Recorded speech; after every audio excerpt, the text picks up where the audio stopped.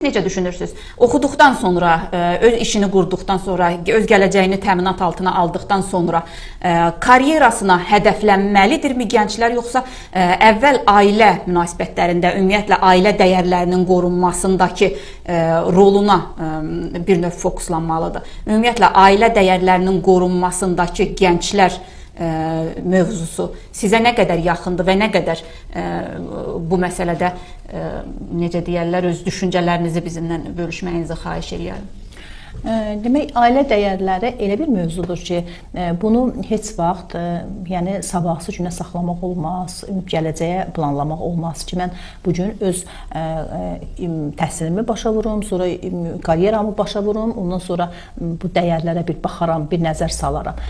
Ailə dəyərləri bizim ailələrimizdə övladlarımız dünyaya gələndən, onların tərbiyəsinə başladığımız dövrdən, təhsil illərindən, düz onların cəmiyyətdə özlərini, öz yerlərini tapdıqları dövrə qədər onların inkişafı ilə, təhsili ilə paralel şəkildə həyata keçirilməlidir. Yəni, bunu hər bir gənc də özü üçün düşünməlidir ki, yəni ailə dəyərləri bu heç vaxt gələcəyə qala bilməz də. Yəni, bu bir hardasa iş planı deyil, təhsil forması deyil, karyera planı deyil də. Yəni, bu gözə görünməyən, əllə tutula bilməyən bir məsələdir ki, bunu zaman-zaman həyata keçirmək lazımdır. Yəni, paralel şəkildə həyatımızda, yəni bir istiqamətdə həyatımız irəliləyirsə, digər bir istiqamətdə də bizim milli dəyərlərimiz bizlə bərabər addımlamalıdır. Onda biz milli dəyərlərimizi sahibi ola bilərik, ailə dəyərlərimizin sahibi ola bilərik.